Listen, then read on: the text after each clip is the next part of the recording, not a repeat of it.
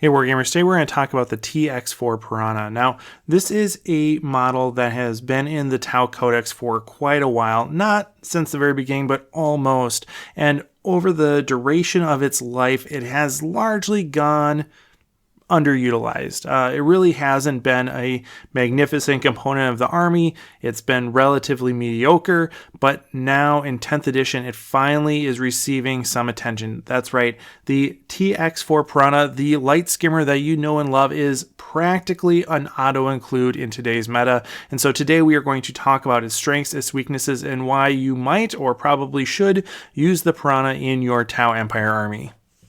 All right, so of course, let's start with the profile here. We got movement 14, which is pretty darn fast. It's certainly one of Tau's quickest models on the tabletop, and that is why it used to be part of the fast attack slot in the old Force org chart. So 14-inch movements, it's going to get across the board fairly easily. It's going to get to where you need it to be, and that really is the biggest thing about this unit. Is it is fast and it can get and stay where you want it to go. Toughness of 7 helps make that possible, right? It's not going to die very quickly to small arms fire. You're going to either have to dump a ton of light firepower into it or dedicate some stronger weapons to remove it. Having that toughness 7 is a big deal because it helps draw away firepower from your more essential units like your crisis suits, your riptides, your hammerheads, all those bigger things that you really want to be on the board to be making the big plays. Your opponent will have to choose whether to remove your piranhas or to remove your shootier units. And that toughness 7 is why. And so when your opponent makes that choice, you win. All right, because either way, you're better off. Save of 4 up isn't great, but it's enough to cut down on that small arms fire. You know, it gives you some save in most cases. Wounds of 7 is another big component here. Having 7 wounds means it's going to take a while to chew through, and especially because it's in an odd number, right? So if you have something that's let's say, damage 2, you need 4 of those to go through instead of just 3 if it was 6 wounds, right? I mean, that's how math works, obviously, but having that odd number there does help, clink through things. Even if it's, damage 3, that still takes 3 of those shots. They're having 2 excess wounds. That is an inefficiency for them. So, again, having 7 wounds here is a really nice number for the profile. Leadership of 7 up, nothing to write home about. In fact, I'd like to write some negative letters to GW about the leadership profiles on Tau units in general, but fine. 7 up is what it is. OC2, we're not really bringing this thing for its objective control, but it has 2 OC because, of course, it has 2 pilots. So that's why it has 2 OC as opposed to just 1 or some other number. As far as weapons go, you can either select a burst cannon or a fusion blaster. You also can load it up with a couple seeker missiles, and then it has 2 gun drones on its turrets. So you get the pulse carbines from that. So in general, this means that the Piranha is just a very durable and fast unit. It's something that you can get where you need to be, and it's going to be a roadblock wherever you deploy it. So you're going to get a lot of value out of this. It's going to take about 6 lascan shots to remove it from the table, which, there's other weapons you could use and everything like that, but if we're just thinking about this as like a general metric, 6 lascan shots are 6 lascan shots that are not going into your crisis suits, your broadsides, your riptides, anything else that you really want to have on the table. It's going in to remove this Piranha, which is relatively cheap, and you're gaining from that, right? You're winning if they're dedicating specialized firepower to remove this. So that is certainly something to consider when bringing a Piranha, is that it forces your opponents to make a choice, and that's when you can exploit that choice to your benefit.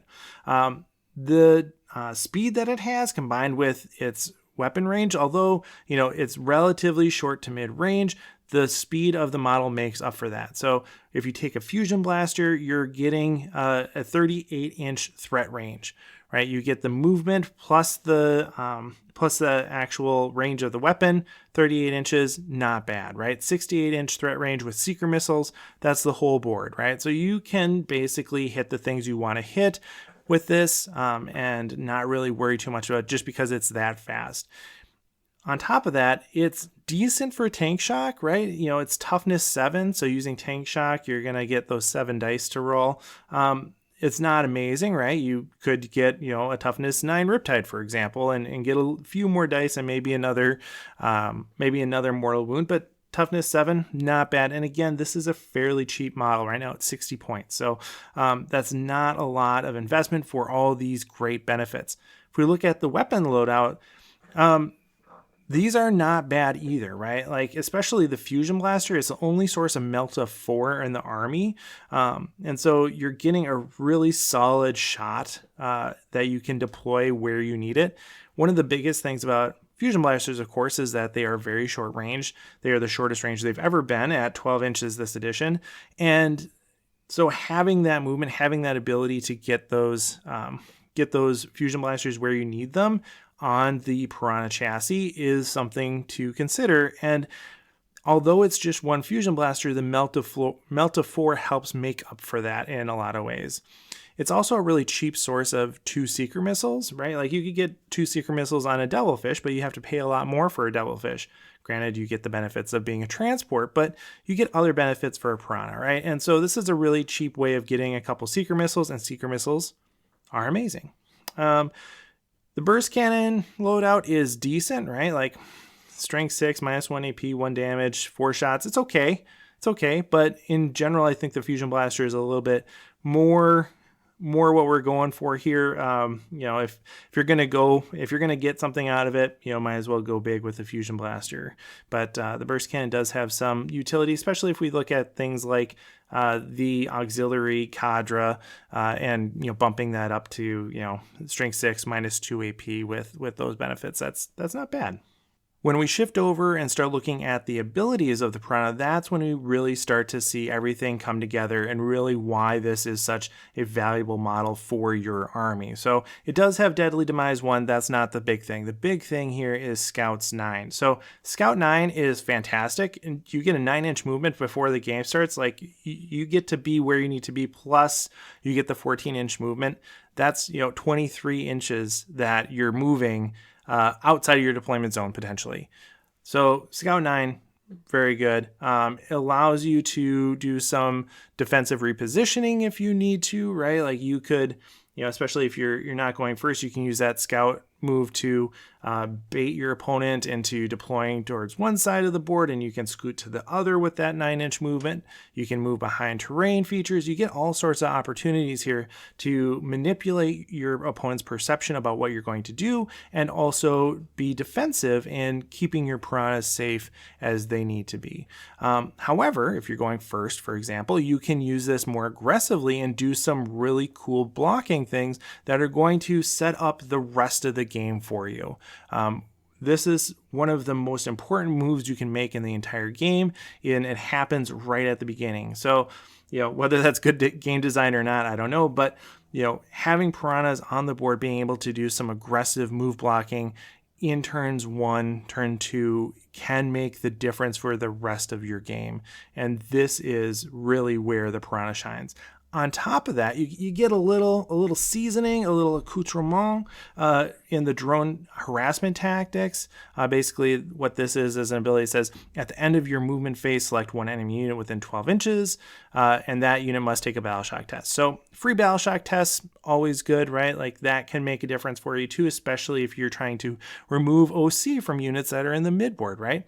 Lots of missions have us fighting over objectives right in the middle of the board. This guy is right there, right at the right time in order to say, hey, you know, that great unit that you have that's going to control this objective? Well, guess what?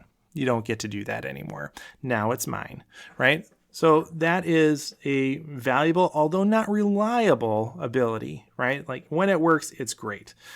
So it's worth trying, but don't build your entire strategy around assuming that it's actually going to work, because a lot of times it doesn't, but when it does, it's great.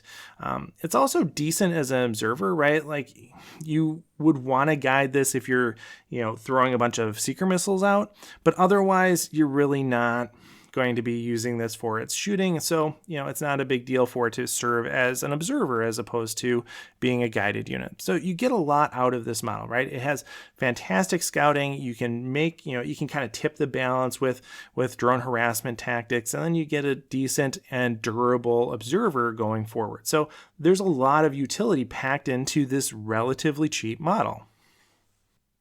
Right, and so that mobility is really the thing that unlocks your success for the rest of the game. Let's take a look at one example of a terrain loadout and see how this might actually play out. So here I have a image of one of the GW terrain loadouts, and you can see that there are tons of choke points built into these maps, right? There's lots of terrain, and especially if you're playing an opponent that has cavalry or vehicles, especially transports, right? These are choke points that make a big difference for what that opponent can do and kind of what their plan is. So you can use Piranhas to clog up those choke points, clog up those alleyways, and totally ruin their plan. Right? So on turn 1, you have your 9-inch scout move, but then turn 1, you have your normal movement, and you can advance on top of that, right? So you get 14 to 20-inch movement.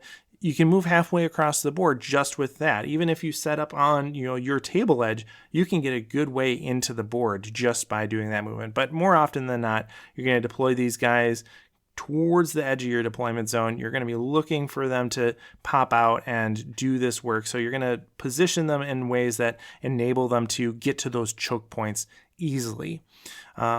And so you can get just a single Piranha model can block most of these choke points, most of these narrow alleyways between terrain features. And that totally can prevent a transport or cavalry unit from moving through that. And then then they have to come up with something else, right?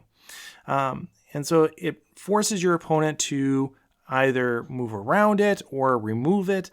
Either way, you're winning. If they remove that model, they're not using those shots towards other units and instead looking to remove this Piranha unit that does, again, have deadly demise. So you could do a mortal wound from that if you're lucky once they remove it. But either way, it's slowing them down, right? They're not going to be able to reach the mid board. They're not going to be able to reach those central objectives, which is something that they're looking to do because they want to position themselves for a successful turn 2 in order to get the points, right? Movement is really the most important component of the game in most cases, and so being able to screw up their movement is really powerful. And so you can have turn 1 objective control. You can set yourself up in a way where you can really position your units, especially your short range units like breachers, for example, in the places where they are going to have the largest impact. It doesn't force the rest of your army to move up as quickly. You can buy your time. You can really position yourself where you need to be and take things at your own pace because you now control their movement. You control what they can and can't do. And so this is good in any detachment, even Crude Hunting Pack. This is something that's valuable. It doesn't necessarily or at all interact with like Crude Hunting Pack special rules, but it is still a valuable tactical asset in those detachments. So pretty much any detachment, you're going to want this ability to influence the board state at will. And so if we look at the different detachments, we can see how Piranhas may shine particularly well in each one of them, how each one of those detachments might emphasize a certain component of the Piranha. So for Cao Yun, it's really a good base unit for attempting trap, since it's going to be near key objectives. So you're going to be able to set up your play here just by having your Piranhas in the right place at the right time. For Mon Ka, you can use this as a really good target for pinpoint counteroffensive, right? You're forcing them to remove this model. If they're using some of their key units to do that, especially, if they're using that heavy weaponry, you're like, oh, well, I need to remove those to protect my battle suits, right? They will use those units, remove the Piranha, you can pop pinpoint counteroffensive, and now suddenly you're much better able to remove those units that are threatening you the most. Awesome component of Mon Ka list for that reason. In Retaliation Cadre, you can open up the board for Deep Strike by positioning these models in ways that prevent your opponent from blocking effectively, right? If you can kind of prevent your opponent from getting into the midboard, now suddenly you have all that space to deep strike more effectively as well. So just being a bully unit helps position your retaliation cadre units better, especially with the changes that they made to deep strike. And then the newest detachment, the auxiliary detachment, they are an excellent escort for crew, right? They are a way for you to move something quickly alongside your crew units, along your other auxiliary units. They can be there to provide the benefits of the auxiliary detachment to those crews, giving them their lone op bubble in a way that maybe other units aren't well designed to do, or necessarily units that you would want to do, right? Like you wouldn't necessarily want to have another unit take directly alongside a unit of crew, but here you have a Piranha that can be a nice escort for like Crude Hounds, for example. And it is a decent sized unit as well, so you can get that 6-inch bubble around it to cover a pretty large footprint. So you get a lot out of having a single Piranha escorting these auxiliary units around the board. And again, the price is right. So I think, again, if we look at the Piranha as a whole, it's a durable unit, it's a fast unit. Yeah, it has some extra perks with its firepower and with drone harassment tactics, but really the thing that we're looking at is that movement and the tactical ability that gives you to manipulate the state of the board and force your opponent to do things that you want them to do. So overall, a fantastic model, really something that I think every Tau player should have at least on their shelf, if not on the board. And yeah, it's an auto include for me in 10th edition. Let me know what you think in the comments below, and as always, happy wargaming. Watching. If you stuck around to this point in the video, maybe you want to join our Discord community as well. There's a link in the description below. Special thanks to all my supporters over on Patreon, but especially the folks that you see on your screen now. If you want to help make more invasive wargaming videos, consider joining our community over there as well.